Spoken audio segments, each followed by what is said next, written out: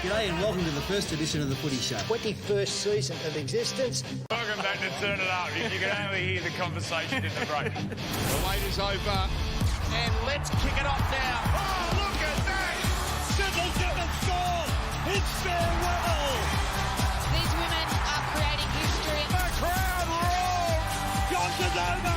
Maybe God has come to Marathon. Champagne Rugby League. And Walsh comes rampaging onto the ball. Clearing. Who punches through the middle. Nailed. Got it back to Gutherson. How about that? Everyone is on their feet. Slater. He's over Billy the Kid. Queensland have risen from the dead again. What a kick. And David gets there. Not one person sitting. Here goes Nico. Mutson's got it. There you go. Oh, yes. The magic man from Newcastle. How have they done this? The Broncos are back on top of the rugby league world. Yes, hello and welcome to the Sunday Footy Show. Hope you're having a great morning wherever you are watching across the country. Haven't we seen some epic footy so far this weekend? So there's lots to get through, as always, with the gang. Good morning to you, Billy Slater. Hello, Morning. Andrew Johns and Brad Fittler. You can start us off with our Sunday salutes. Excellent. Get straight into it. Let's go. Mine is the try save. I don't think I've seen a weekend or week with so many try saves and great ones. Started on Thursday night. Connor Tracy's came up with a beauty on Luke Garner. Here's Turbo. We bumbled this one, but somehow gets old Sedu too and gets his arm around there right on half time. That was a crucial play. Kai O'Donnell, poor bugger. He thought it was over. Oh, there it is, the line. Oh, no. What about this one? Well, Marky, it was a definite try there, but just they found a way to get underneath him. They've just mastered that. Oh, this is And this is the end of the game. That's the And best. have a look at the reaction. Have a look at the celebration of this.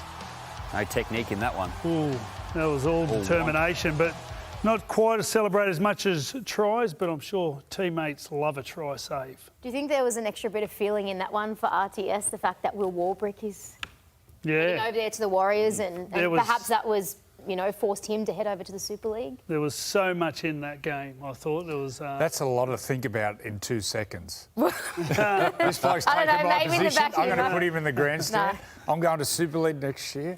It's more simple. Just League. smash them and get the win. We will dive into that one shortly. What's your salute this morning? I'm saluting one of the great rivalries in our modern-day game of rugby league, and that's the Cowboys and the Brisbane Broncos. Look, the Cowboys are only 30 years old since coming into '95, and these were the early days, but there was a real glory period through that 2015 grand final era for the Cowboys. You see little Alfie Langer there playing against the Cowboys in the Super League days. I just feel that period through 2015, there was some wonderful games. And 4 out of 5 games through this period were decided in extra time. This one here was the 2015 grand final. Obviously, we all know how that played out. But they've just had some wonderful games against each other, a lot of high-scoring games, but a lot of games that have just come down to the wire. And Friday night was no different. It was a belter. And there was 2 field goals kicked in the last 6 minutes. Tommy a try-saving tackle. Should have made your segment that one, Freddy. But this was on Friday night. Scott Drinkwater kicked a field goal. He replied to the Tom Duffy field goal, and then this was the match-winning play with only minutes remaining on the clock. So a great rivalry, and Friday night did not disappoint us. Yep, lots to dissect from that one as Cohen well. Hess was good, wasn't he? He was really good, Cohen Hess. What about Thursday night? The Doggies with the upset of the round. Good old-fashioned ambush. And who else but the Bulldogs? This is the dogs of war. This is what they love to do. No one gives them a shot. They went out there and just physically took on Penrith and made them play out of their structure, which really unsettled Penrith. But I just got to say, one of the best wins the last couple of years from the Bulldogs, really. No one really gave them a chance after the way the Penrith Panthers are going. But I thought Jacob Preston, I thought he showed that he'll be in the Origin squad somewhere this year. Geez, he was good. That right side humming. With Lockie Galvin forming a great combination, but great team effort. They all rolled their sleeves up. They didn't win it by science. They won it by tough, hard work. So well done to the Dogs. Good on the Doggies. Let's take a look at the results so far from round 6 and a good old-fashioned ambush, as Joey said, on Thursday night. So the Panthers get their first loss of the season. The Dragons still searching for their first win. The Cowboys getting home in an epic in that derby. Couple of tri-fests over in the West, the Raiders and the Roosters getting the job done, and then a monumental statement for the Warriors, handing the Storm their 4th loss on the trot. So, Billy, take us through the ladder as it stands with a couple of matches still to go for the round. Yeah, we're mid-round 6, but it's starting to take shape. There are 4 teams in the top 8 that didn't play finals last year: the Tigers, Knights, Cowboys and the Rabbitohs. So some fans there getting some a little bit of excitement for season 2026. As we head down, can you believe that the Sea Eagles are only 2 points out of the 8? They could play finals this year, and where they were a couple of weeks ago before Kieran Foran took over. The 2 grand finalists for last year, Broncos and Storm, they need to get a wriggle on. They're sitting outside the 8. But a big game this afternoon, Tigers and Knights, a top 4 clash, live and free on Channel 9 here. This will be an absolute ripper. Bring it on. Not many probably would have predicted a top 4 clash at the start of the year, but we will all be there out at Campbelltown a little bit later on. Time now, though, for our Sunday roast, what's hot and what's not in rugby league. And perhaps the biggest talking point of the weekend so far has been the disruptor rules. So there have been a few controversial ones in particular. One that went against Gemmet Shibasaki on Friday night, which was at a crucial time as well. And then in the Roosters match last night, one against Robert Toya. Michael Maguire and Trent Robinson were both visibly frustrated, but chose their words carefully after the match. And news late last night that the NRL are going to mid-round look into this and remind the officials of the way that this rule should be adjudicated. The officials aren't to blame. It's the people who are telling the officials and rewriting the rules. So this isn't the referee's fault. I feel sorry for the referees, Bill. Yep. The way they have to implement these rules, too complicated. Just simplify it. Yeah, I totally agree, and I feel sorry for the match officials as well, because they're just reacting to what the hierarchy are giving them. I think we have too many descriptions around a play, and we're taking the opinion of the referee away from them. I just think we're getting too technical for our own good. Look, I didn't see a huge problem with it beforehand, and I think we're trying to get too descriptive of what is an infringement and what isn't an infringement, and that's just creating a whole heap of conversation, which is what we're talking about. They're getting decisions wrong, tries are getting taken off teams that probably don't deserve to be taken off, and vice versa. So I just think it needs to come back a little bit, and like I didn't think there was a big problem with it, and it's probably flowing on to the rest of the game. You know, referees, we talk about players' confidence. Well, referees have confidence as well. And that's why we're seeing 20, 30 infringements in a game, because referees don't want to get one wrong. They're getting policed on the ones they miss. So I just think we need to give the responsibility back to the referee. They have a good feel of the game and a good feel of whether it's an infringement or not. I think to give it history, if you go back years, it was getting to a stage where players were coming down with no intention to go for the ball at all, other than to disrupt the fullback. And that was either going up with a hand and putting it in front of their face or taking an arm out. That was happening a lot. And everyone was just looking up and going, well, they're just competing. And it was getting to a stage where people were mastering the art of just destroying the chance of the fullback. Obviously, the game's come out and said, you know what, we've gone too far. And they've pointed out that they've got the 2 wrong in this game. They said they got wrong. So hopefully in the middle of this, we find somewhere a little bit more consistent, a little bit more fair to both players. Is that easy to achieve, that word that we talk about, though? Tell you what, there's some laughable errors in these situations. Tom Chester's. And they're getting rewarded. Like that's getting rewarded, dropping that ball. Like that's. Well, the beauty of that game was there was one either side, and they both scored on the set of 6 after. So if you want to get some balance, they got some balance in the Broncos-Cowboys game. But I think at the moment, just trying to get to that level, and I think they are. They're getting there. But the one thing they can't do is actually say to a referee, let's just go with your instinct on what the intention is. And they need to do that a little bit more. Back the referees, all their experience. They just find that hard. I think they get nervous, the media are going to come down on them about consistency and if different referees have got different interpretations. But that's the game at the moment. I think it looks a lot worse than just backing a referee. I think we can all agree that it's great that the NRL have said put their hand up and said, OK, maybe we have gone too far, and they're looking at it. So we'll wait and see what happens over the next couple of weeks. Another big story from the week is the fact that Ipswich are pushing really hard to get that 20th licence in the NRL and reportedly targeting one hell of a trio, Wayne Bennett, Kevy Walters and Alfie Langer to be involved. Bill, I guess there's a couple of questions here. First off, do we have the talent for the 20th team if it is coming in around, the 2030 mark? And if so, is there an appetite for a fifth one in Queensland? Yeah, I think the second question is absolutely. We absolutely have the appetite for another team in Queensland. We can see the interest in and around our game in Queensland. There's a huge want for rugby league up there.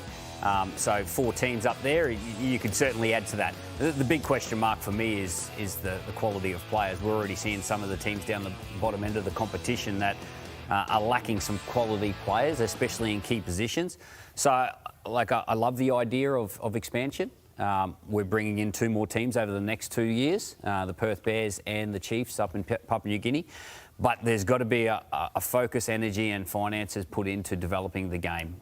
Because if you don't develop players, you will have this logjam down the bottom of the competition where they have a hunger for quality players. And you need to go out there and make them quality players and help them achieve that. So there's enough players playing the game. We just need to make sure that we're focusing on the development of them. When you say the development of the players, there's more players playing. Freddie will add the stats. More players playing, young boys and girls. What we have to do is educate the junior coaches how to coach these players, especially in the key positions, in the halves and the dummy half, where we don't want junior coaches at 18, 19 coaching halves to play like Nathan Cleary does now. We have to teach these kids the very basics and fundamentals of how to play the game in certain positions. And if we do that from a junior level, then eventually in 4 or 5 years, we'll have an abundance of these players. At the moment, we have to educate the junior coaches how to educate these young players in the basic fundamentals of how they play. Is there enough investment in that area right now? We can always look at more investment without a doubt. It's the way you do it. There's a club structure that you have, and that goes through like the Queensland, New South Wales models, down through the clubs, and then the SG Ball and the Harold Matthews and the representative system. And there's also the school system, which is a different sort of beast altogether, which, and you can develop them both. I suppose the big thing at the moment with about 220,000, the one thing that's killing our game at the moment is injuries. I think you find what happens is, like South Sydney are a perfect example. They had 3 or 4 injuries last year and could barely win a game. And this year they've got all their players out there and they're competing quite easily. So at the moment we're just seeing a couple of key players go out with shoulder injuries. So whether that's a new injury this year, but finding that balance of the balance isn't such a problem. I think it's more having the numbers, having enough quality people come through. I think the school system is so important purely because you've got a captive audience and you've got 17 and 18-year-olds there every day. And that way you can really sort of get to them, try to mature them mentally, physically, whatever you have to do. So I think that's a no-brainer. The other avenue to explore is incentivising clubs to go out there and develop their area.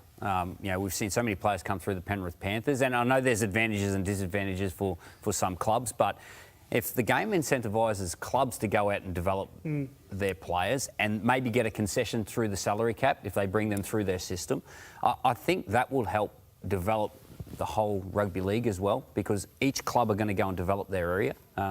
I know firsthand Melbourne Storm are putting a lot of energy and finances into developing the pathways down in Victoria. So I think if they go down that route, I think that can give us a little bit of a kickstart in development as well. You can nearly put a map across the whole world if you want to, especially because now we're looking into Europe and looking into what's going on in England and the Super League at the moment. And that at the moment, because you've already got players up there playing, that where the clubs from here actually invest in clubs over there. So that way you have this feeder system going on. You've got Fiji, you've got Samoa, you've got Tonga, New Zealand. New Guinea's about to play a really big part in the development and the future of our game. So giving the clubs is a really good idea. Give them the money to then go and invest. It's just a matter of how you do that. Some do it better than others and some will put it in their pocket. Interesting. Few years ahead, that is for sure. And just to finish off with a bit of transfer news. So Jaden Sewer has elected not to take up an option with the Dragons and reportedly told his teammates that it looks like he's heading to the Eels. What does that mean, first off, for the Dragons, and is the Eels a good destination for him? Well, from the point of view, I really like these. They've got a lot of exciting young forwards coming through. You'd be worried if it was a world-class half or one of these positions, but he's been a really good player. But I think they've got the local juniors coming through, especially in those young forwards who can compensate. And look, he's probably... I don't know, has Jaden won a grand final? I don't think he's won a premiership. Realistically, he's not going to win one down at the Dragons in the next half a dozen years or 3 or 4 years. So probably thinks Parramatta's a club on the up, which they are. Yeah, and I think he's probably looking at what Jason Rolls has done with a couple of back rowers at the Parramatta Eels, Kalma Tuolangi, Kautonga. They're two guys that have really developed over the last 12 to 18 months under Jason Rolls. So he's probably looking at that opportunity to go there and play in that system and under Jason as well. What were you saying doing there? Oh, we're going to get a break. Run hard, tackle hard. Good. I like that. Yes. Get fit. We're being told that's it. Wrap it up. Sorry, Good mate. chat, but I like that you always do what you're told. Save us after the away. break from more of the Sunday Footy Show. There we go. Plenty more to come. But we're going to tell everyone what is coming up because Saturday night footy was epic. We'll dissect all 3 of those matches. Ronaldo Mulatalo is our special guest in studio and Steve Simpson in for the award-winning segment Turn It Up.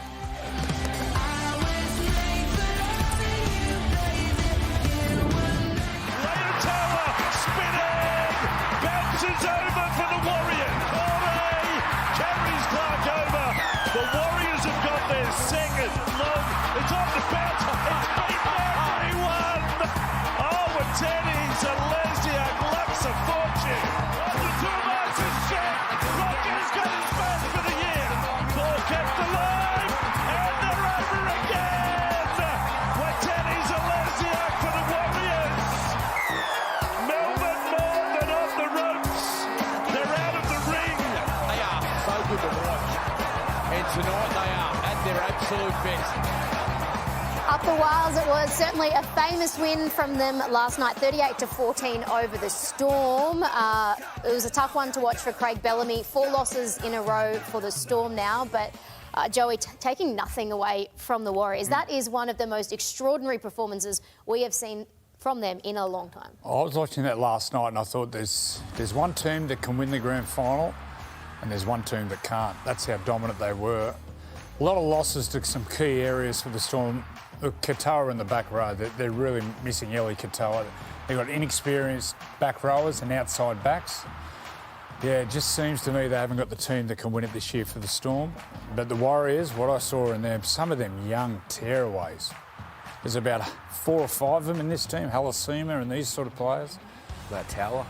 They are unbelievable. Laban.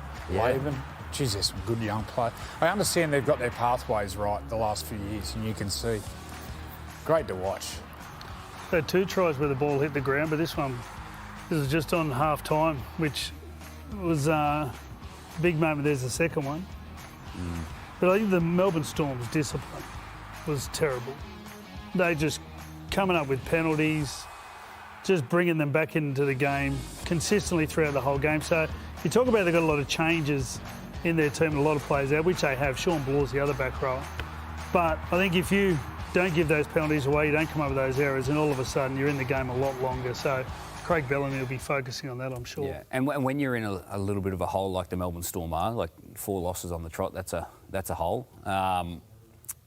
You find yourself doing individual things, trying to save the day and trying to put your team in a good position, but it actually goes the other way. So there's a lack of trust and connection, both with the footy and without the footy. In defence, we see some times where they're rushing in and they're missing their mark, and players are coming out of the line trying to think they're doing the right thing, and that's just compounding, the discipline stuff that Freddy's talking about. So, yeah, it's not any one thing. It's not like you just have to run hard and tackle hard and everything will be fixed.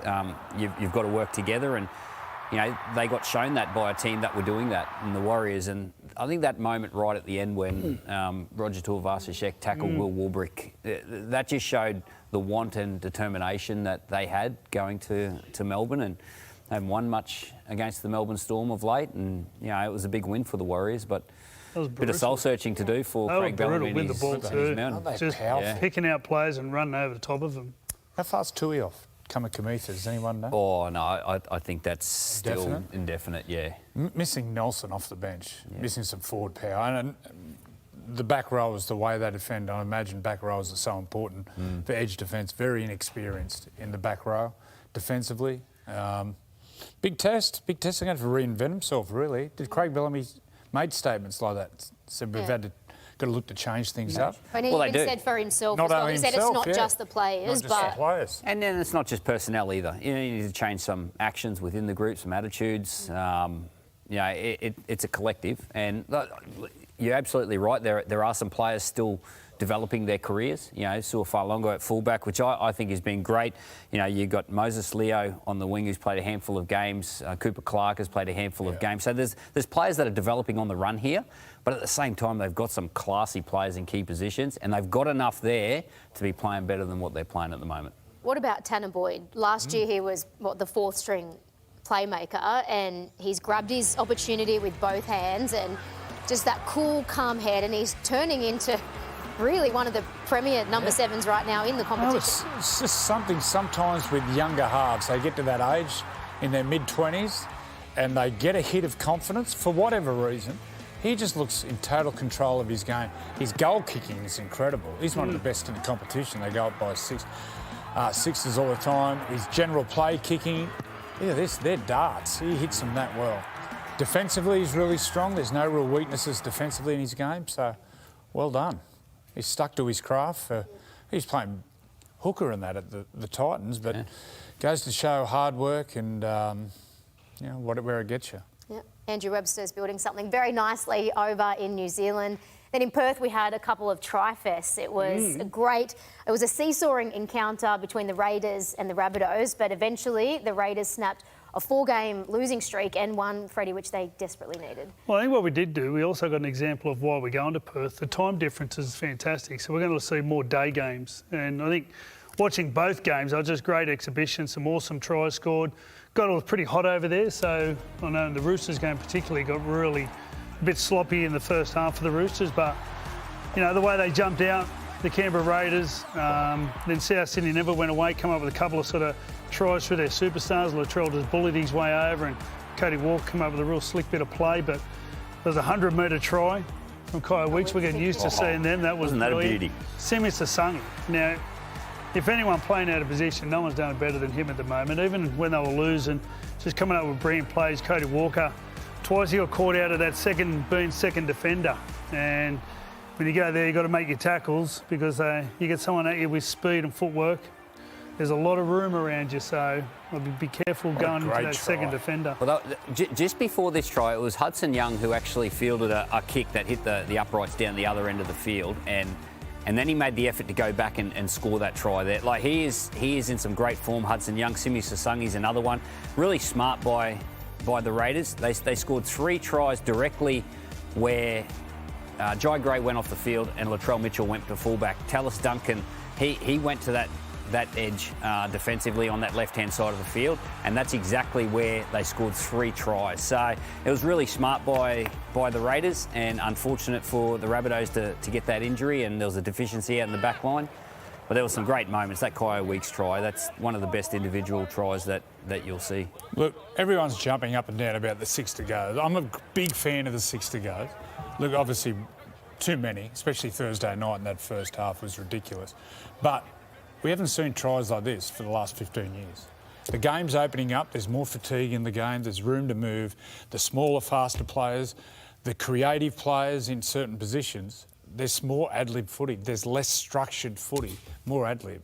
I think the game looks unbelievable. What do we want? Do we want 10-8 or do we want 36-30? I know what I'd rather. What are you smiling at? 10-8 could be good. Oh, mate, it's a great 10-8s, but... Who watches defence? I agree. The one thing you are doing is you're getting frustration, though, from a lot of fans at the moment. They're sort of adjusting to the new age, and teams are adjusting as well. Like for the last 10 years, they've been told, slow it down, slow the ruck down, get every second you can out of it. And now it's adapting to you've got to get up and get back and get on side. Big difference.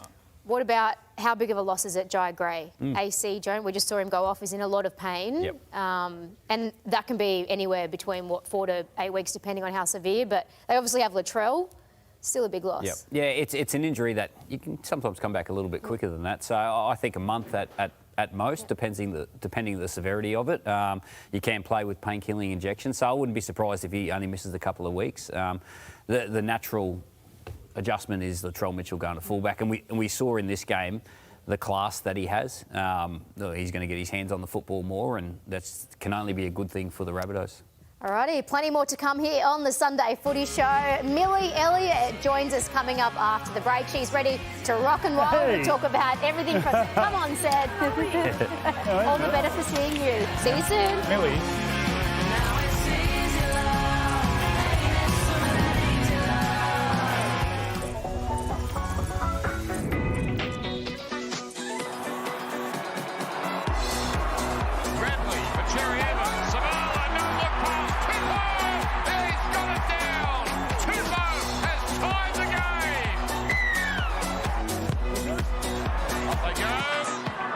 For the Roosters, still the last, comes to Radley, Radley goes over, and that should be the ball game. Great win for the Tricolours over the Sharkies in Perth, and it's time to say hello to our very own Millie Elliott. Hello, Mill. Hello. You must have been very happy your Roosters got a win yesterday. Yeah, it was great to see them get a win over in Perth. It looked very warm, didn't it? But great to see some footy played over in Perth. Victor Radley back, that was a massive inclusion for them, but took a little while for them to get going, didn't it, Bill? Well, it was 16-0. The Sharks just flew out of the blocks, and it was all off the back of Blake Brayley. I think he started the game extremely well. He had a hand in all 4 tries for South Sydney, and then the Roosters just clicked into gear and didn't give their opposition another chance. Hugo Savala in the centres, I thought he was amazing. He's just such a versatile player. He could play anywhere from the forward line to out in the backs. He's doing a great job in the centres. The 2 halves were very creative, Sam Walker and Daly Cherry Evans. This was a wonderful kick, just a heads-up play, one that we see from Sam Walker a fair bit. But it was a great game to watch. Plenty of tries being scored and in front of 35,000 people over there in Perth. A double from Cherry Evans as well. It's all starting to click for them, Freddy, isn't it? Well, their kicking game, when you think about Daly Cherry Evans and Sam Walker, the one thing that stands out is their brilliant kicking game, and it doesn't look the same each kick. Like you saw Sam Walker's to Daniel Tupou. It was just, so I don't know if it was off the cuff or they read each other well, but they've got this ability just to strike you from anywhere. And Marky's gone up, he's had 2 tap-backs, scored 2 tries. They were never in the game the first half. 50% completions for a big part of the first half. And they scored that try right on half-time, and they scored straight after half-time, and that just broke Cronulla.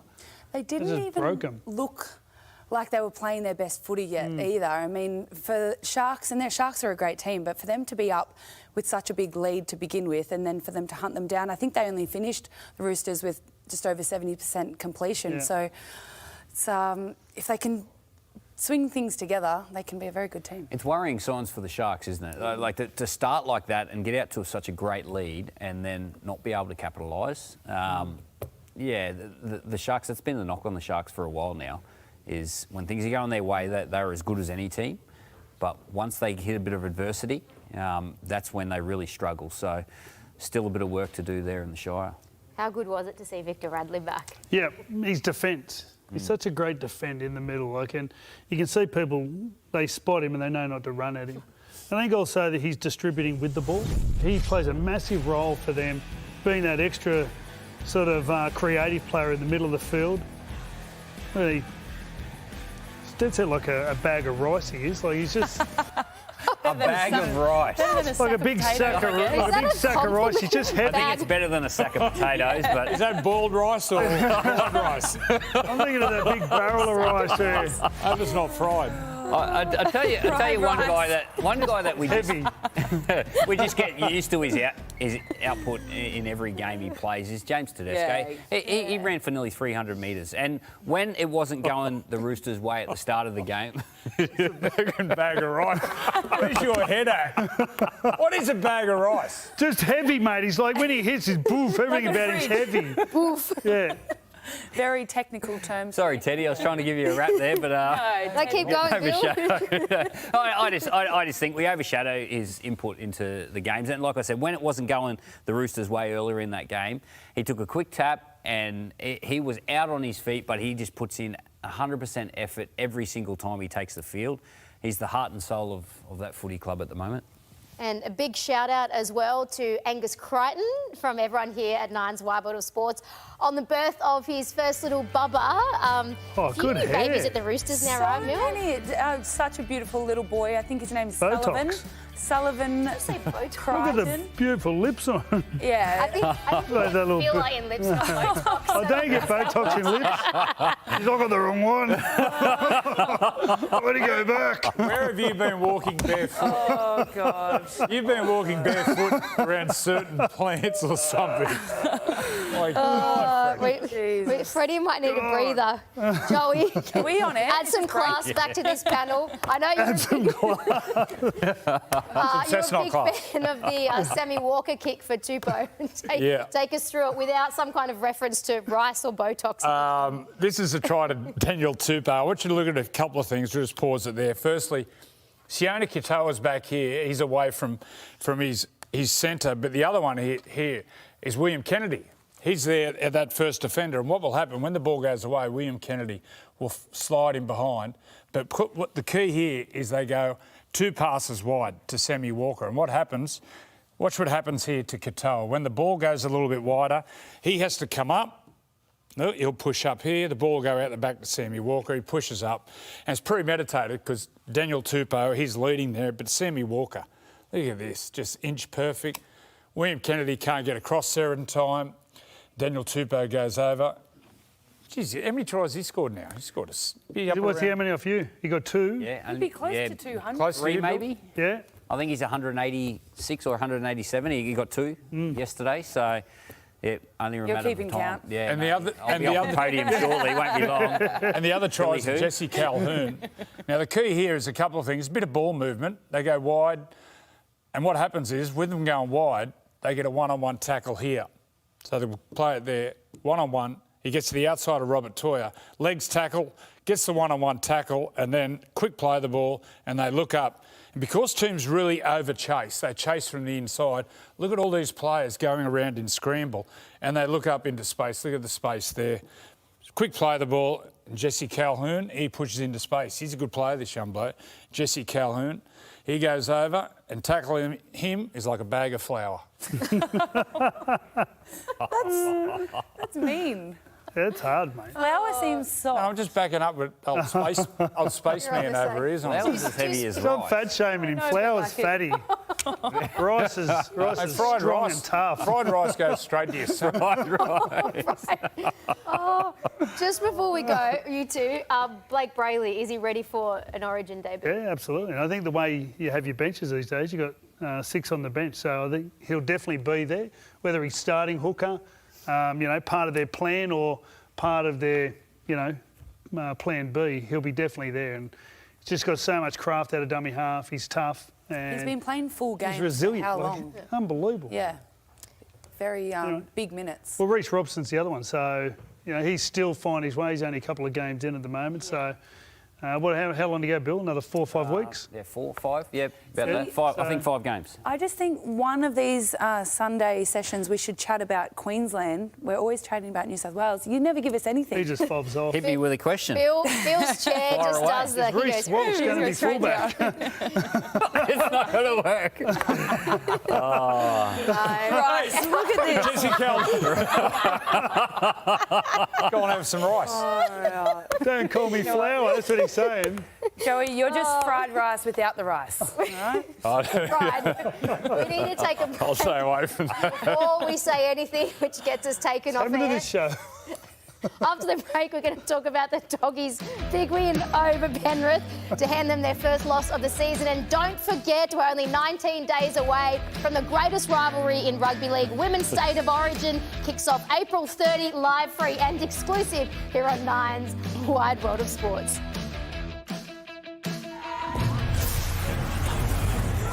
State of Origin is underway. Look out, Chapman.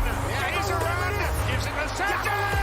Oh, what a pass from Kelly. It's the ring in the make. Make her remember that. Y'all gonna remember that. Queensland hit back. What a tackle. Brown. Spectacular.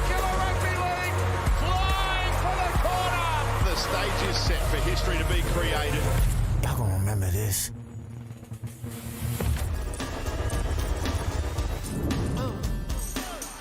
At least 12 tackles back to back. Preston straight through the hole, takes advantage. They're back ahead. They're pulling their way up the field again. It's Preston. He positions Tupanua. We've got the first big boil over of the year.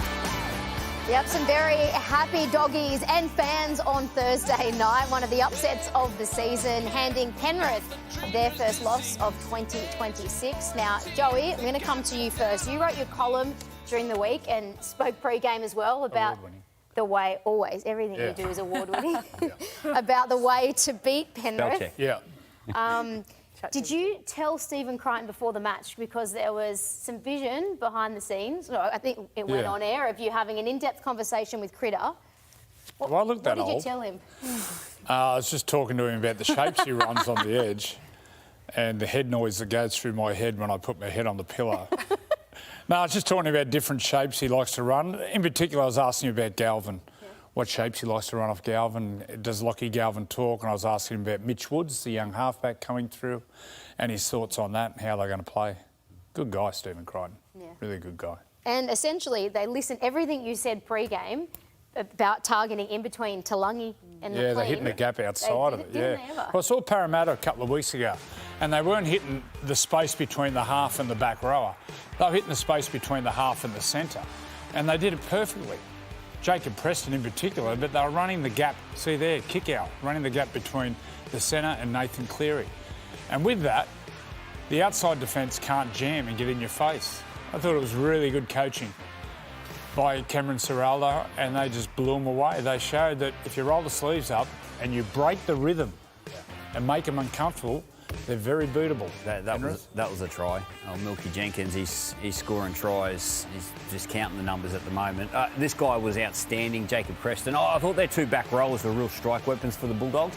They got off to a really hot start, 16-0 at the start of the game. Panthers made a bit of a fight back, but they just put them under pressure. And Joey, you mentioned before about going after the game physically, and that doesn't just mean without the football defensively. I think that's the obvious one. They certainly did that, but they did it with the football. They went after their game and they attacked, and they went sideline to sideline and they punched through the middle, and they just looked like they had a real belief about them that week. And you know, there's been a lot said about the Bulldogs in the media. There's been a lot said about the Panthers in the media, and it really flipped the script. So I just thought it was a great reminder in the NRL that everyone's beatable, and that if you get your physical side of your game right and you go after your game, anything can happen. I think it also takes a little while for a half and a back rowers combination to come together, and there's been so much said about Galvin in the media, and he hasn't even played that much footy, let alone with the Bulldogs. Games. Yeah, and him alongside Preston, I mean, like you said, Joey, they just were hitting the exact right spots. They had people flooding the middle, coming back through. I think Sitili Tupanua off the bench has been outstanding every week, but it's that combination between the half and the back rowers where you're building that trust week in, week out, and they were untouchable last night. And when the game was on the line, this was the first play they went to. Preston scores the try, and this was the second play. Preston makes the line break, sets up Sitili Tupanua. Game on the line, you go to your gun players. Galvin and Preston, they're building that combination now. Well, Freddy's at the analyzer. Can you dissect that one for us? Sushi bar. There we go. What we're looking at is the back rowers, and actually we're going to compare him to a player that Joey and I played with, Adam Muir. We had such great back rowers in the Origin when we played. Ben Kennedy, Steve Menzies, Adam Muir, Steve Simpson, who's on later. But the thing I love about Jacob Preston is, firstly, want you to watch how he works with Lachlan Galvin. He doesn't over-impede or stampede Lachlan Galvin. He just gives him time and space, and just watch the way he just moves onto it and then picks up his speed gradually. You can see he's sort of got an idea of what he wants to do, but he allows Lachlan Galvin to do what he has to, and then he finds the space. Here's the second one. Here's the try assist. Once again, he's looking at the defence, and he's just watching Lockie Galvin, watching him. This time he hits Blaze Talangi, he spins off him and puts Tupanua over for the try. But I just like how he doesn't meditate what he's going to do. He just works with the halfback. And here's Adam Muir. I couldn't find one at a try with you, Joey, so I had to find this fat, slow, lock forward.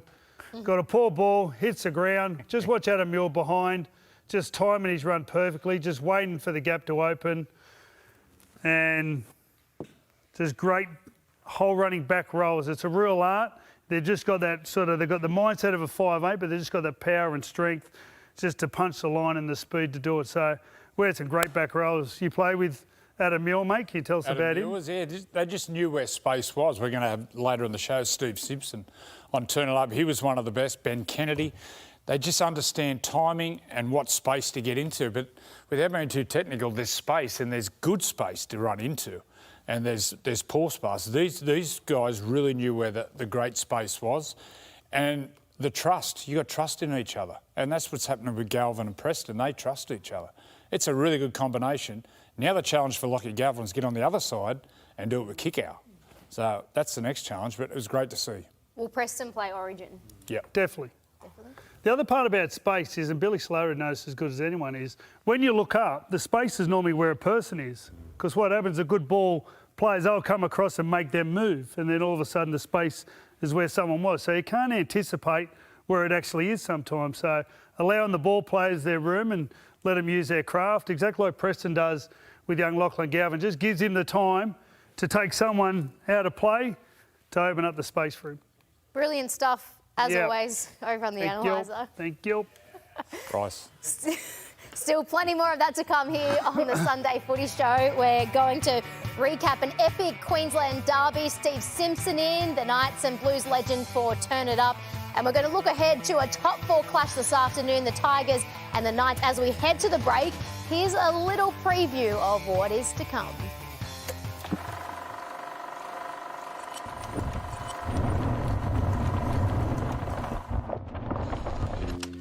Canberra and Newcastle commence their journeys through the 2024 Premiership. Debut.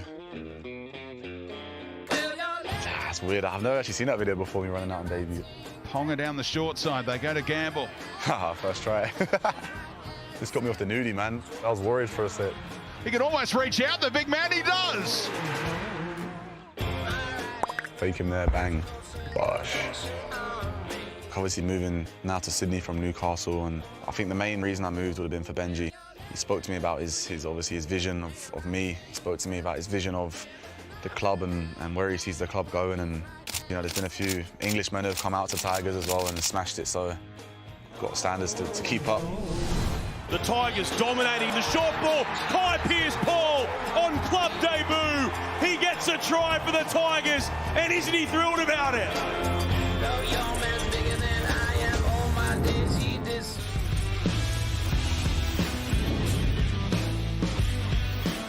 Duffy, he's thinking one, and he has nailed it.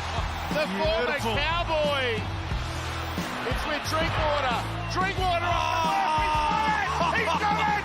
He's got it! 31 all! Cotter, he keeps it alive. Bearden, Clifford, they must score! They will score! Oh my goodness! You could not have scripted what unfolded at Suncorp Stadium in the derby on Friday night. This was part of your salute, Bill. What did you love most about this country? If you were to script it, it would go exactly how it was planned. It had absolutely everything. Pat Carrigan went into the sin bin after the Broncos got out to a 6-0 scoreline. And then the Cowboys, they capitalised off that. They scored a quick double in that 10-minute period. And then it was just a seesawing battle. Sonny Luke, he came on the field. There was a HIA to Reid Marnie. Both teams went at it, scored some great tries, and then right at the death, 2 field goals in the last 6 minutes, and then the last minute try. This was it here. Jake Clifford does a great job just to hold the ball up for Helam Lukey, and the Cowboys get the chocolates. They haven't got the chocolates too many times against the Broncos of late, and that was a belter. It was so good. Such a great game. I mean, it was Cowboys to win, though. The Broncos didn't have Walsh. They didn't have Reynolds, Hunt. It was going to be a hard task for the Bronx to win that one. And, you know, Cows have had a couple of good wins. I think the combination between Drinkwater and Purdue linking up, like, Purdue's just, He's unreal, isn't he? He just He's fast. That was a full quick. counter-attack. No rice in that. What about Scott Drinkwater? So this was game 150 in the NRL. All bar one of them at the Cowboys made his debut down at the Storm in 2018. And also to be able to just hold off the outside noise because that afternoon it broke that the club had also given him permission to look elsewhere. So there was a lot going on, the milestone, the outside noise, but a great game from Drinky. And once it hits the outside noise, that means the noise is inside for a couple of days. So he is a silky player, Scott Drinkwater. And the Cowboys are in the position they're in. They were 0-2 after 2 rounds in this competition. They've won their last 4 games. And a lot of that comes down to the creativity of Scott Drinkwater. Like he was the class difference in this game here. I know there was no Walsh, no Reynolds, no Hunt, but he was certainly the difference. And now potentially this might be his last year at the Cowboys. They looked a bit like Penrith, didn't they? Moving the ball. They moved the ball a lot and it looked really slick. Keeping it alive, lots of offloads. And you talk about Drinky, I think he's just the difference. He turns the slick movement into the try, turned into a field goal. I think if he got offered $100 million, I think he just had another 100. 100 million. 100 million. 100 million. 100 million. The other thing... That's your pay packet. I wish. I'm trying to think what I was thinking about. Well, the last 3 weeks they beat the 2 grand finalists, the Storm and the Broncos, and they kept the Dragons to 0. They've been impressive. They've been playing some really good football. Tamalolo's been outstanding. He's wound back the clock. He knocked out the poor hooker. Oh, yeah, That Blake wasn't Moser. good. I remember what I was thinking. Well, Drinky was always criticised that he couldn't play tough or when things got tough or under injury. He had a rib injury early on. He played in under injury a couple of weeks ago as well. Like, you know, once he's nailed that, and it's obviously, you can tell over the last month he has, he's as good as you get because you need to score points to get confidence. There's no good going there just tackling. Eventually someone's going to score on you. But if you can score points, it just gives you so much more confidence. And that's what he brings at the moment. He's doing it tough, so he becomes a very valuable player. If he leaves the Cowboys, obviously Jackson Purdue has just signed a long-term deal to stay at the Cowboys. There's a hint that he might go to fullback. If Scott Drinkwater leaves, where's his best suitor? Is it Perth Bears or does he go to the Dragons? There's been talk about that. Well, mate, the Dragons need to score points. So he'd be perfect for the Dragons. And it's a shame. Well, Tyrell Sloan did a pretty good job, and you can see even him just injecting himself makes a difference. I think he come up with a few injuries which didn't help him.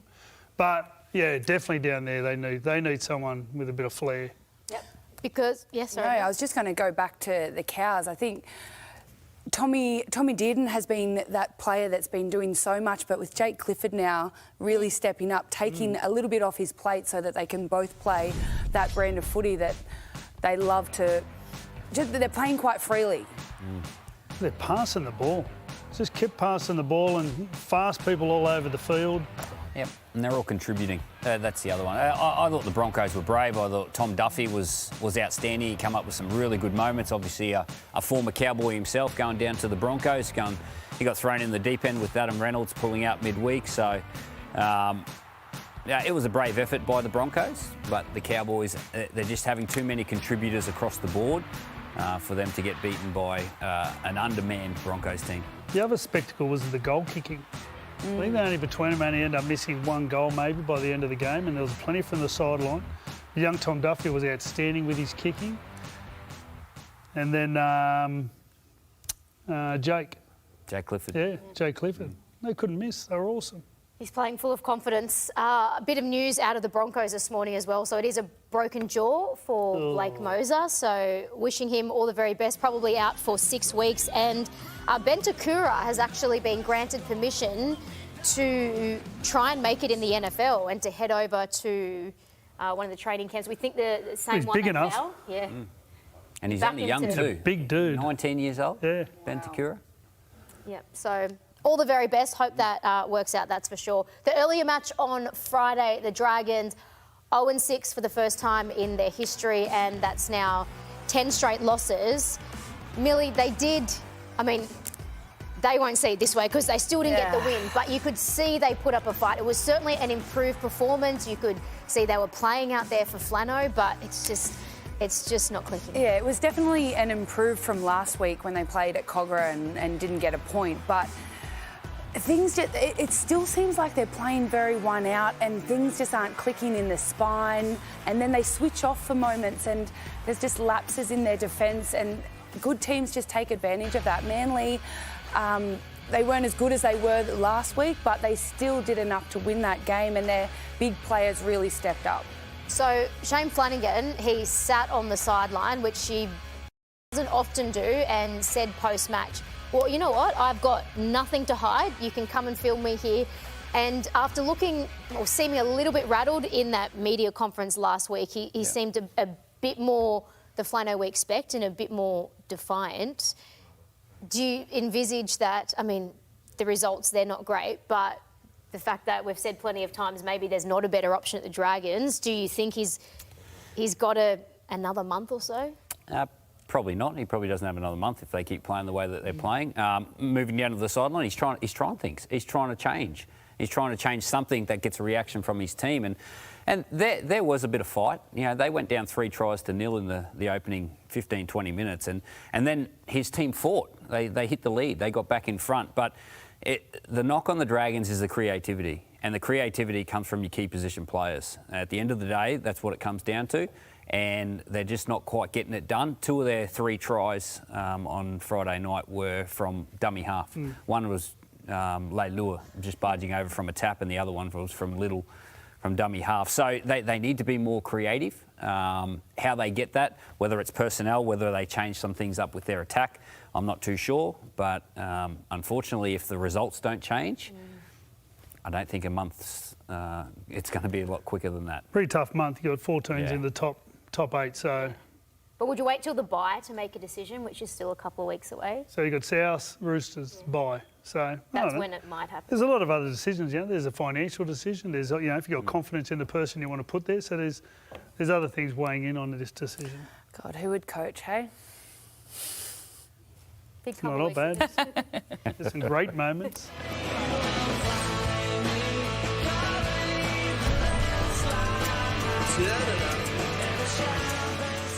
While the Hunter River runs through his hometown of Singleton, Steve Simpson has it running through his veins. He's as much at home there as a coal train. Is there any chance to get a day's work or what? Born and raised in Singleton, Simpson is a professional footballer these days, but a heavy vehicle mechanic by trade. Look at his hands, look how soft they are. Yet there's nothing soft about the way the 22-year-old 100-kilo forward plays his football. Simpson! Hello, welcome to Turn It Up, and we've got Steve Simpson, the hardest running back rower, the big horse. Thanks for coming on, Simo. Let's talk about running fast and running hard. I've never seen anyone run so hard. Where did that come from? Don't know. I think everything's a contest for me. So obviously, if I'm running harder than they're coming at me, I think that's a way to win that contest. So. Well, when you used to line him up against me, I'd always go, Fitzy. What was he like? What was he like? Because I used to send him at you all the time. What was he like to tackle? Man, it's just knees. You just get his knee a cork. You just come off the field. You'd be cork there, cork there, cork there. It was funny when I used to play you blokes, and I'd just go to Fitzy because Fitzy'd want to tackle everyone. Yeah. And he'd want to sprint in, you know, and be the third one in the gym. I'd go, mate, we've got bigger battles to fight here. I need you to tackle him. What about playing for a club like Newcastle? You're from the Hunter Valley. It's buzzing at the moment with the team going well. What was it like back in your era? Yeah, it was brilliant. Like to represent that area. It's not only Newcastle but the Hunter Valley. I'm sort of from around that Singleton area, and just to represent that area is so good. That's our local team, and we all strive to play for them, which is really good. And our kids still do now. It's a great area to live in and a great area to represent. Really tight gang back there. As a team, we were really tight. A couple of players you were really tight with. Matt Parsons, like your roommate, there he is in jersey 10. Big Parso, tell us about him. Parso, he's a good man. He's the grandfather of the team, Parso, if you hate me saying that. But he was good. Like, I was only a young kid when I was coming through then, and just to have some great figures and role models there coming through. And he's a country boy as well, so we had that in common. We used to go fishing every Wednesday. You and him and Ben Kennedy. Hook, line and sinker. Yeah, hook, line and sinker. Parso, Yeah. What about Ben Kennedy? Yeah, he's a character. It was great to have someone Psychopath. like him. He's very much a psychopath, but it was great to have someone like him to learn from as a young player coming through. So what did you learn off him? Look, he's so competitive, I reckon. That's a big thing, and I learned that from him. And we were a competitive team. Like, we sort of wanted to win everything. I remember we used to do left on right through the week, and it was on, like, poor old Barney. Yeah. We reached out yesterday to say good day, but Barney used to be a referee, and he used to just cop abuse. It was on. Where was Joey in the fishing club? He didn't get to come no, in the fishing? surfing. He was in the other water. They wouldn't let me in confined places with him. What was it like to play with Joey? Like, obviously, he was your right-hand man. What was it like to play with him? That was brilliant. Like, he was very scathing if you didn't get your job right, which is fair. Like, if we're there to win and we're there to get a result, so you knew you had to do your job, and my job was pretty simple: hit a hole or do whatever I could to gain momentum from a team. And if it wasn't there, he'd let you know, which is fine. But great player to play with. What about this moment? We're looking at the 2001 Grand Final. What are your memories of that? Yeah, best night, I reckon. Best night of my footy career, that one. We're such a tight-knit crew there. A lot of local fellas too. Like, I think there's 13 or 14 local players there in that team. And, yeah, obviously they come through that 97 team, a lot of our older players in that squad. But our young players sort of bought into what they were creating there. And, really special night. Now, you're watching your son come through. I watched him play for Maitland High. Yeah. Up at Central Coast last year. What's it like watching Roy come through now? Yeah, it's good. Like, he's doing really well. His game's developing along. He's fit and really goes after that side of his game. So, it's good. He's doing quite well and making the most of his opportunity. Well, do you give advice? The bull didn't jump the fence. He looks identical to you. No, advice is I just told him to be at the front. Like, I think that's what helped me get my start, especially in the fitness side of the game. So you don't want to be at the back, you want to be at the front, and he's certainly doing that, which is good. You played rep footy. What about representing New South Wales? It was good, loved it. Something you only dream of as a kid, and to do that and have the privilege to do that was great. And look, our team from Newcastle helped me get to there. Like, we were playing well, and off the back of that, they reward players in that system that's doing well to get their rep jersey. So certainly enjoyed my time there, and really enjoyed it. You still live in the Hunter Valley on a little farm, I hear? Yeah, we do. Yeah, we've got sort of 40 acres we live on just in the centre of Maitland, so a bit of a lifestyle block with sort of cows and a few horses and just a bit of space, mate, which is good. You ride? I do, not well. Not well, but yeah, no, Billy said he'll come up and show you. Yeah, my wife's more of the horse rider than I am, but look, I rode a bit as a kid. I was never any good, but got on and had a bit of fun, but very similar now. No technique really, but I do enjoy getting on a horse every now and then. Did you try to live in the city? No.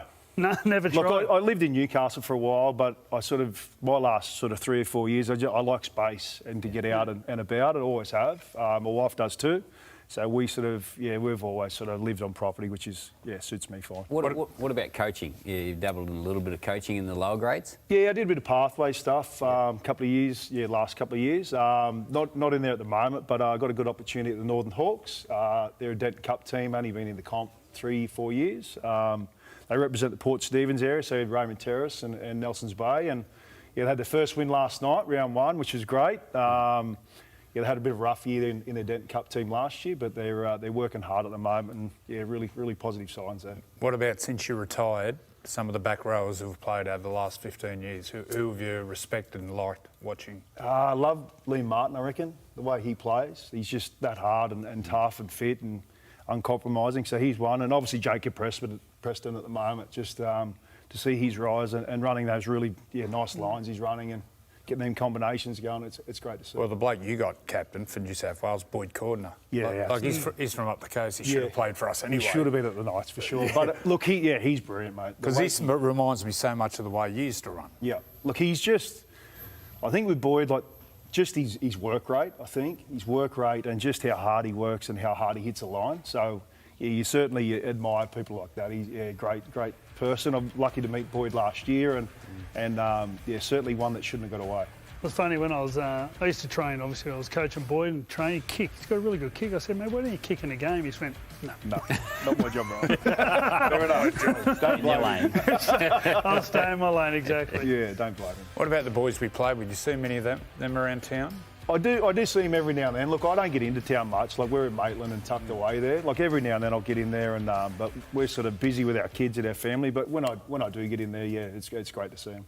What about the local comp up there, the local juniors? Do you get to see much? The kids from Cessnock and Curry, these places? Yeah, no, I've coached like my son's team going through the juniors there for the last probably 5 or 6 years, I think. So I sort of get to see a lot in that local competition. Some great kids there. Some ripping kids there. Yeah, there is. There's some great kids. Like in the Port Stephens area that I'm sort of in charge of their Denton Cup at the moment, there's over 1,000 kids playing in that one area. So there's 600 kids at Raymond Terrace alone. Wow. And there's like 330 kids at the Bay. We were up there a couple of weeks ago and had a training session there. And there's 330 kids, and that's record numbers for them up there. So the game's really strong. It's good. Now, the Knights are in a 3rd versus 4th game today with the Tigers. Do you think the Knights can hold on? Like, people, I think, are just assuming them to fall away and fall out of the 8. What do you reckon? No, I think they're playing for each other, and they're playing an exciting brand. I think Justin Holbrook's done a great job, and they're a happy group. You can just see they're really connected and a happy group. So I think they can keep it going. Like, they're gaining confidence, and I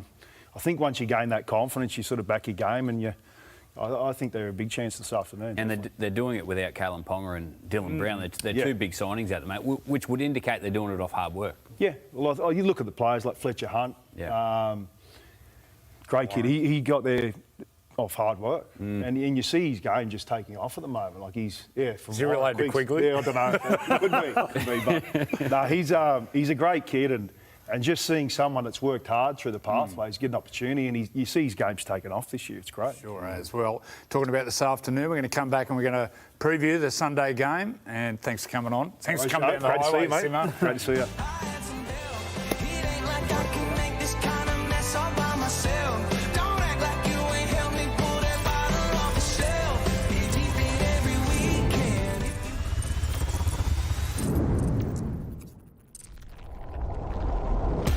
They shall hunger no more, neither shall they thirst anymore. Preach, preach up. Yes, sir. Get ready for the revolution. Come on. What you say now? Do you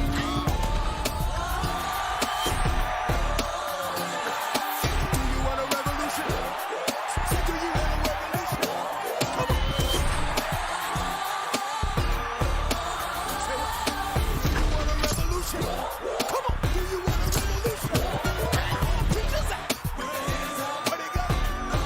you want a revolution?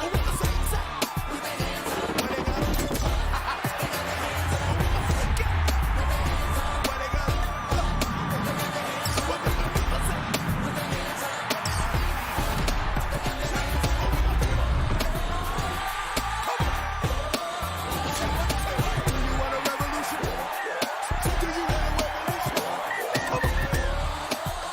Tigers flying high at the moment off the back of this so-called Benji ball up against the Knights this afternoon at Campbelltown Stadium. And Joey, I think at the beginning of the year when we circled this one, we probably wouldn't have predicted that this was a top 4 clash. No chance. Saw the Knights boys in Vegas, and they look really fast. I was worried about leading in because all new spine, and then watching at Brookvale, Four Pines, when Dylan Brown and Kalen went down, I was, oh no, here we go. But as Steve Simpson said, they're playing with passion, they're playing tough, they're playing for each other. They've tweaked the way they play and attack, but it's all on effort. It's all toughness.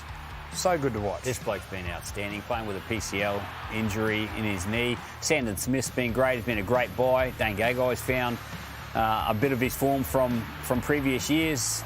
This guy's playing tough. He's the one. Phoenix Crosland.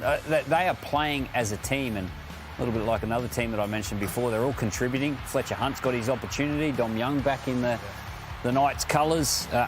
And up against the Tigers. You said it's a sellout? It's a sellout. I'm just being told, actually, so there's 1,000 left now, and until 1 p.m. there's a sale, $50 a ticket. So head to Ticketek or nrl.com/tickets. But you'd imagine with those last few now, it will be a sellout.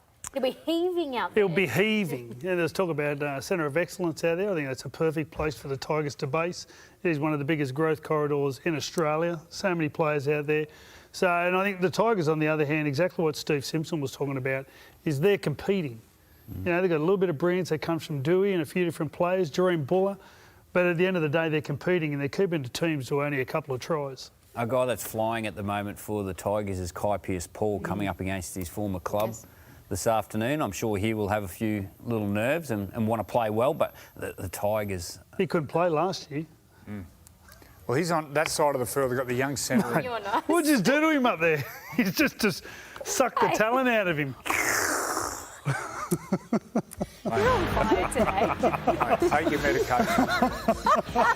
Yeah, Kai Pearce-Paul, that side of the field, they got the young centre Wilson DeCourcy debuting, or first start, so it'll be a test for him. But this is going to be one heck of a game. I can't wait. It'll be high scoring, ball movement. The games this weekend have been unbelievable. Who do you like, Freddy? Tigers or Knight? I think just the Tigers at home. I just think Benji will, I think, just tell the players the importance of actually performing well out there. And I reckon they're good enough to stand up to that sort of pressure. I think it's very important they perform well out there, and I reckon Benji will impress that on his players, and I think they're good enough to do it. Did you notice that stat that Joel Kane had before? They've only got a 37% win rate. They've been uncompetitive for a long time. So and I think, doesn't mean a whole lot. No, their fullback's super fit at the moment, and he is all class during Buller. I think Appy Coruscant will make a real difference in and around the ruck. Quick play the balls, Appy Coruscant getting out. They're a footy team. And I think when Jerome Luai went down, we thought, it's going to be a tough month for the West Tigers. But Jock Madden coming back to the club has been incredible. And even under pressure with those two kicks last week in that Easter Monday game, and he said, we were speaking to Adam Dewey after the match, and I said, we knew you had the boot to go 36 metres and we thought maybe you were taking it, but Jock said to him, no, mate, I've got this. Did he? Yeah. Well done. I've been watching him for years, and I've always seen a player there, but similar to Tanner Boyd, for whatever reason, hasn't nailed it, whether it's a confidence thing or a maturity thing. But he's in his mid-20s now. Talking about Steve Simpson, where he's from. He's a Scone boy? He's a Scone thoroughbred. Steve Simpson's junior club. So, well done, Jock. I hope you don't play too well today, but I hope your consistency stays there because he's worked hard his whole life. He's got different strengths to Jerome Luai. Jerome Luai is obviously a great player, but Jock Madden comes into the team. He adds stability and he allows Dewey just to get that little bit wider and a little bit freer. He's a great addition, and probably not a better team without Jerome Luai there, obviously, but a different team, and he brings his own strengths. Very much looking forward to that one this afternoon. Coverage from 3 p.m. Also looking forward to Women's State of Origin. It's around the corner now, 19 days until it gets underway up in Newcastle. You can still get your tickets at nrl.com/tickets. Millie Elliott will be back after the break to preview what is the greatest rivalry in rugby league.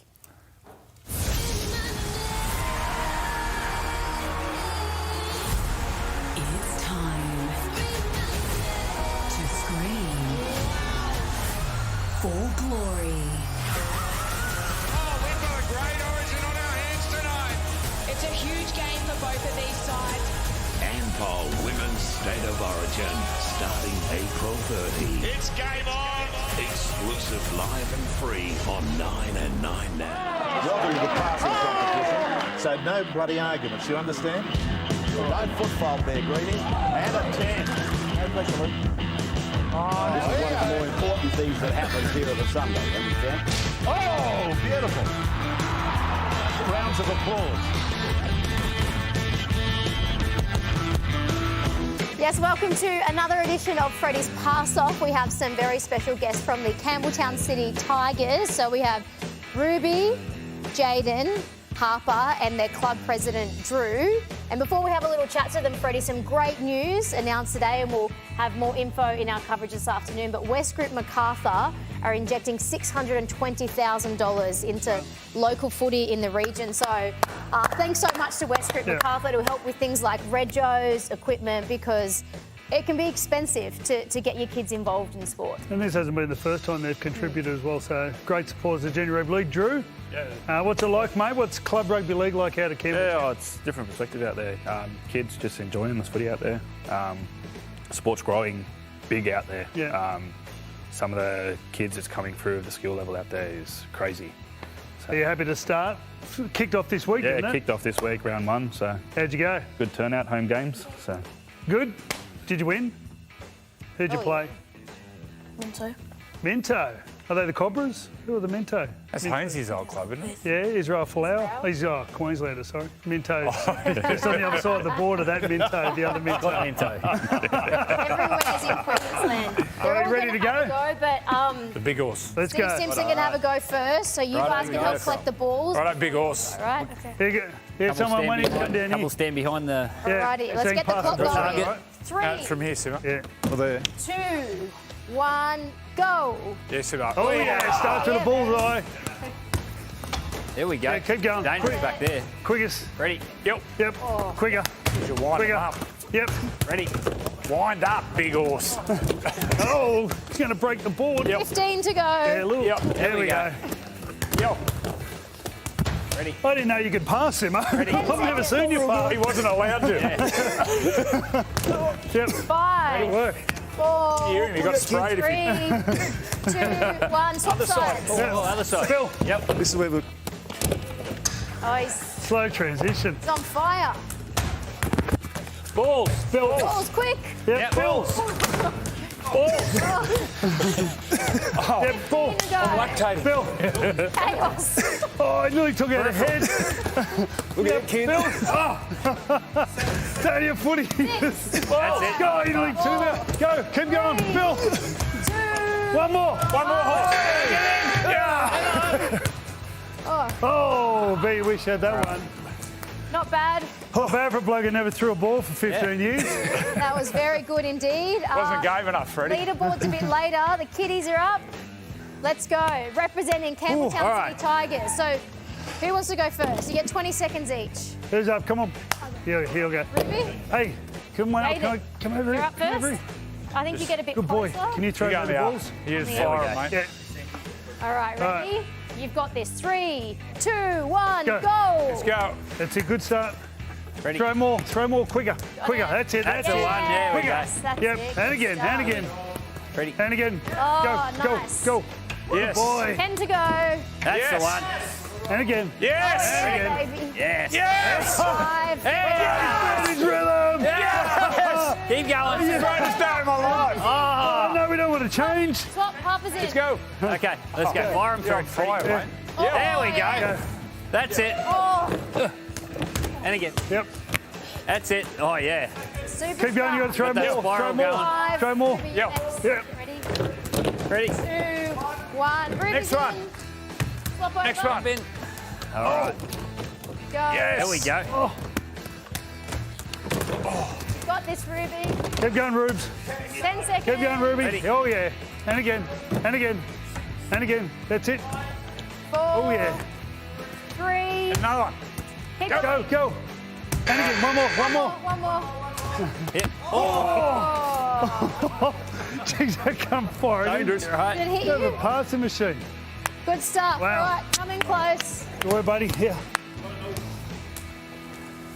Well done. Bugger. Coming Right. close, kids. Great stuff representing the Campbelltown City Tigers. And I know he's not mic'd up, but cutest little footy fan. This has got to be the best haircut in rugby league. Can we have a look at the back? Oh, Look at that. business at the front. Party at the back. Love it. Good stuff. Drew and kids, thank you so much for coming in. The leaderboards are coming up after the break. We'll see you very soon on the Sunday Footy Show.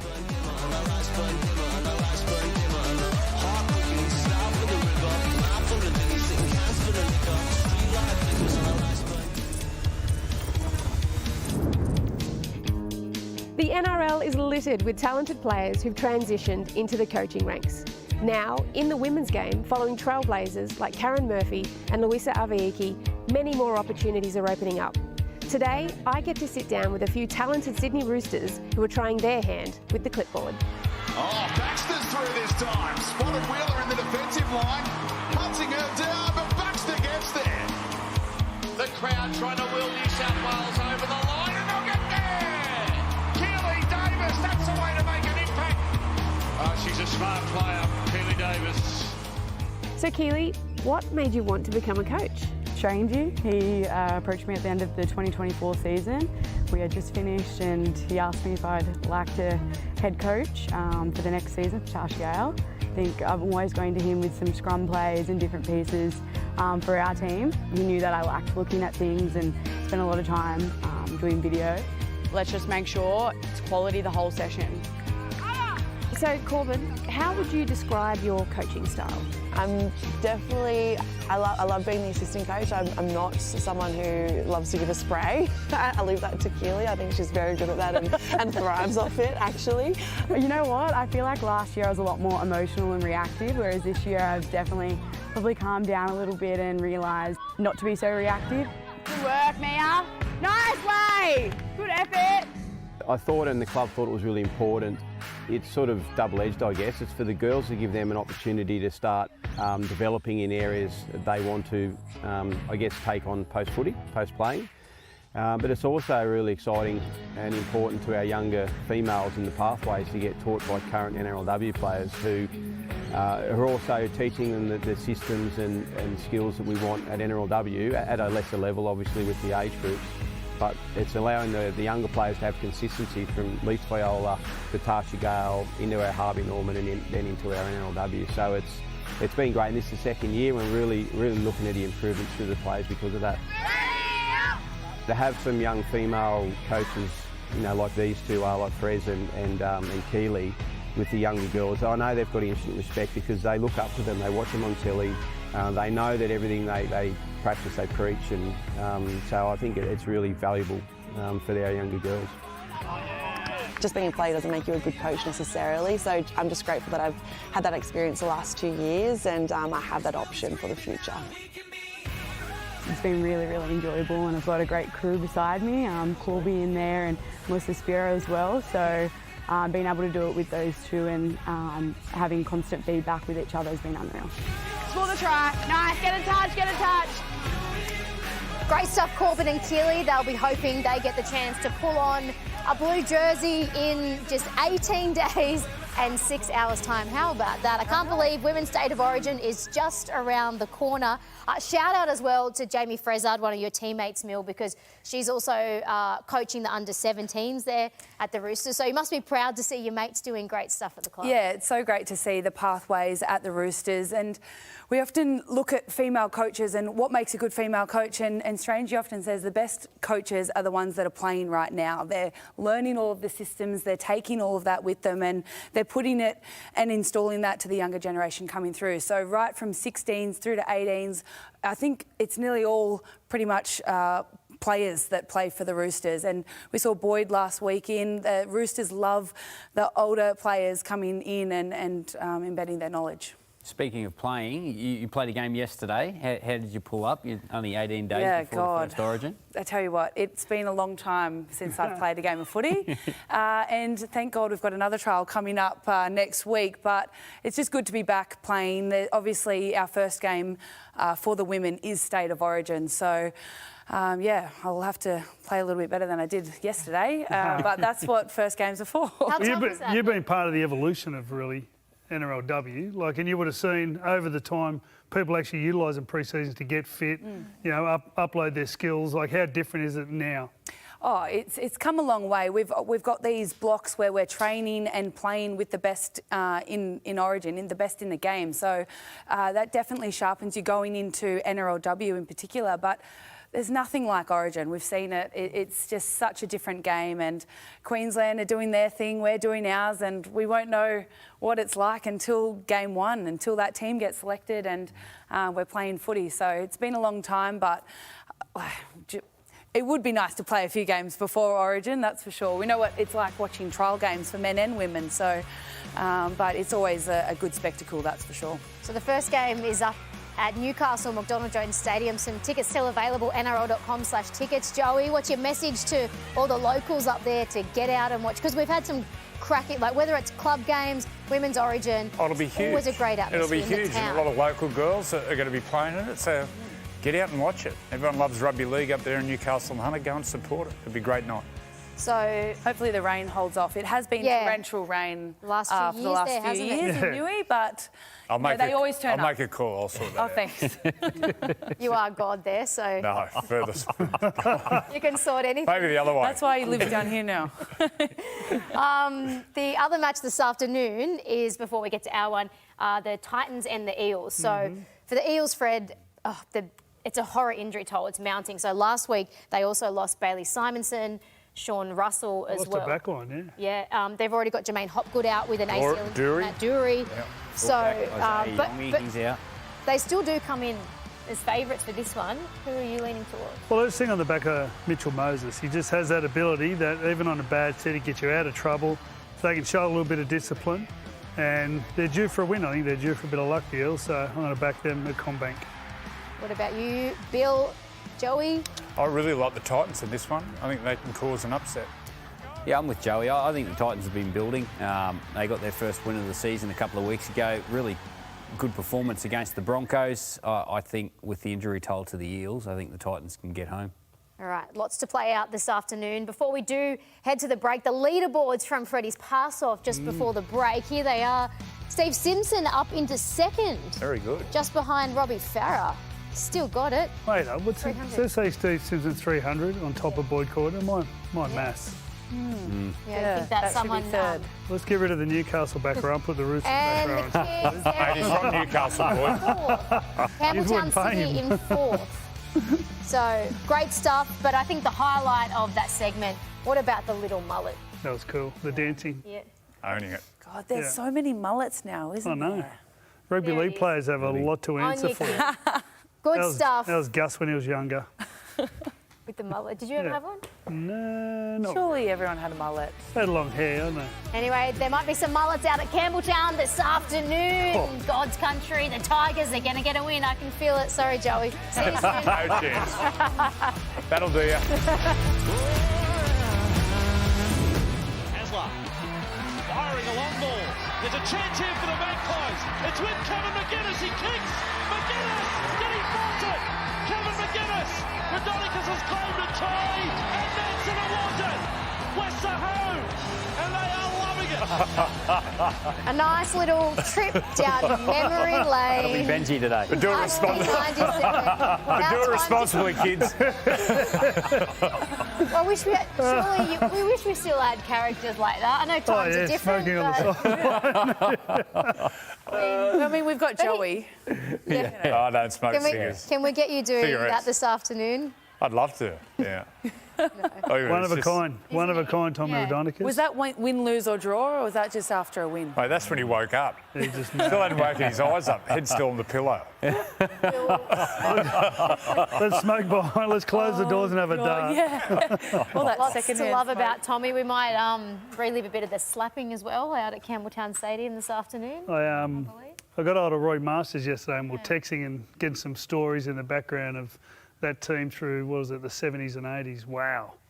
That was different. He's not quite Tommy Radonicus, but he has put a bit of a hard edge on this Tigers team. That vision that came out in the pre-season. I just think he's turned their attitudes around a little bit and they're going after something at the moment. Yep, big game this afternoon. Appy Coruscant will actually be one of our special guests on 100% Footy tomorrow night. Brett Kenny will be our legend as well on the panel. Coverage is from 9:30 straight after maths. All of the regulars, Gus, Gal, Alana Ferguson as well. So dissecting all of the issues across what has so far been a massive weekend of rugby league. So before we go, final tips. Final tips.